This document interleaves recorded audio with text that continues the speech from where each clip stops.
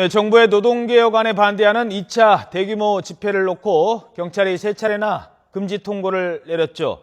하지만 법원은 어제 집회가 가능하다는 판단을 내렸습니다. 이에 따라 이번 집회가 평화적으로 열릴지 관심인데요. 경찰과 검찰은 만약 불법 행위가 벌어지면 엄정 대응하겠다는 입장을 보이고 있습니다. 사회부 박광열 기자와 함께 이 얘기 나눠보도록 하겠습니다. 안녕하십니까. 자, 먼저 지난 1차 집회부터 어제 판결 나올 때까지 지금까지 상황을 좀 정리를 해보죠. 예, 지난 1차 도심 대규모 집회는 지난달 14일에 열렸는데요. 비정규직 기간을 2년에서 4년으로 연장하고 비정규직 직종 확대를 골자로 정부가 추진 중인 노동개혁에 대한 반대가 주요 주장이었습니다.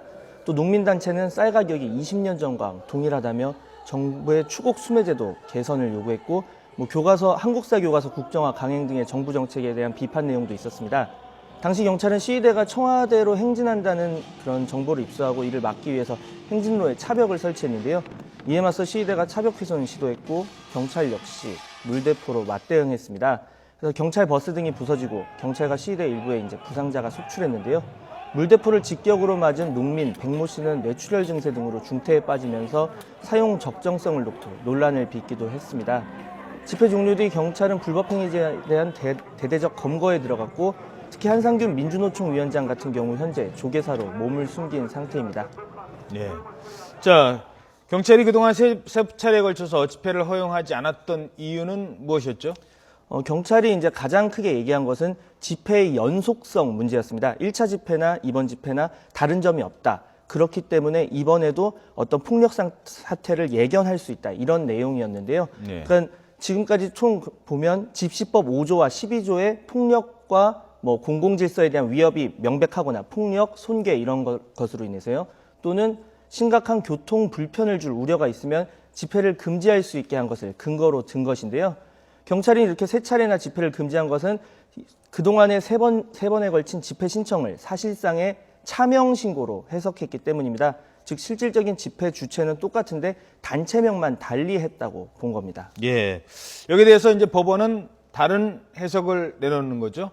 예, 그렇습니다. 어제 서울행정법원이 이런 경찰의 주장에 대해서 어떻게 보면 조목조목 반박하는 내용의 내용을 내놨는데요. 그러니까 일단 집회를 신청한 범대위에 1차 집회 참여단체 53개 중에 51개가 가입돼 있다는 것만으로는 동일한 집회 주체자라고 보기가 어렵다고 봤고요. 그리고 집회 배후가 민주노총이라고 하더라도 그 이유만으로는 2차 집회가 폭행이나 손괴, 방화 등의 발생이 명백하다고는 볼 수 없다는 겁니다. 또 집회 준비 측이 수차례 평화 시위를 하겠다고 공공연하게 선언하는 상황에서 금지 통고는 지나치다고 봤는데요. 그리고 무엇보다 집회의 자유가 헌법상 보장돼 있습니다. 그래서 집회를 원천적으로 금지하는 것은 다른 집회 자유를 제한하는 수단, 예를 들어서 이번에 경찰이 천명한 불법 행위자를 강하게 처벌하겠다거나 이런 방식을 모두 쓴 후에야 할 수 있는 어떤 최종적 수단이라는 입장을 다시 한번 확인한 것으로 보입니다. 네. 자, 이제 내일인데요. 내일 오후 2시부터 일단 한 7시까지로는 예상이 되어 있습니다만 평화적으로 이루어질지 이 부분이 제일 관심사인데 현재로서는 어떻습니까? 예, 말씀하신 것처럼 내일 집회는 내일 낮 12시부터 일단 시작이 됩니다. 그렇군요. 예, 2시가 아니라 12시부터 일단 시작이 되고 저녁 9시까지로 일단 예정이 되어 있는데요. 그래서 서울광장에서 먼저 집회를 한 후에 이제 농민 100씨가 입원해 있는 서울대 병원 인근까지 행진을 할 예정이고요. 또 인근 광화문 광장에서는 5,000명이 참여하는 또 문화제도, 100씨의 쾌유를 기원하는 문화제도 예정이 되어 있습니다. 일단 경찰이 법원의 판단을 존중한다는 입장을 보였는데요. 하지만 집회를 허용하는 것일 뿐 평화적, 준법적으로 치러져야 한다는 그런 방침에는 변화가 없다며 불법 행위는 엄중하게 대처한다는 방침입니다. 그렇기 때문에 이 집회 과정에서 불법 행위의 기준을 놓고 크고 작은 다툼이 벌어질 가능성이 여전히 남아 있는데요.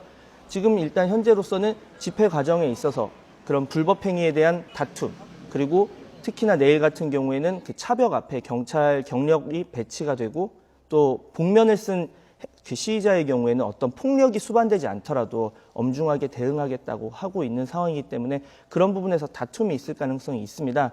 사실 지금까지 어떤 집회를 보면 그 집회 과정에서 일부 어떤 소요 사태들이 집회의 본래 취지 그리고 본래 얘기하고자 하는 바를 많이 상쇄시키는 경우가 많았습니다. 그렇기 때문에 이번에는 특히 집회 주최 측뿐만 아니라 종교계 그리고 각 시민사회단체가 모두 이번 집회를 주시하고 있는 상황입니다. 인권위는 집회 현장에 인권 지킴이단을 배치하기로 했고 또 중재를 맡았던 조계종 등 종교단체도 평화 집회를 바라고 있는 상황인데요. 그래서 이번 집회 부디 모두가 바라는 대로, 그러니까 집회를 하는 사람은 집회의 자유를 인정받고 또 어떤 메시지를 전달하면서 그 안에서 법이 정하는 테두리 안에서 평화적인 집회가 되기를 바라고 있고, 그렇게 지금으로서는 현재까지는 그렇게 될 가능성이 어느 정도 이번 법원의 판단으로 인해서 보이는 상황이라고 볼 수 있습니다. 네, 법원의 판단은 이제 평화적인 집회를 가정을 해서 이제 판단을 내린 것이고, 때로 과연 이제 복면을 한 시위대가 얼마나 등장을 할지, 그리고 경찰이 어떻게 대응을 할지, 이 과정에서 어떤 문제가 발생할지가 가장 큰 관심이 될 것 같습니다. 12시부터 9시까지라고요. 예, 그렇습니다. 9시간 집회를 하는군요. 네, 지금까지 사회부 박광열 기자였습니다. 수고하셨습니다.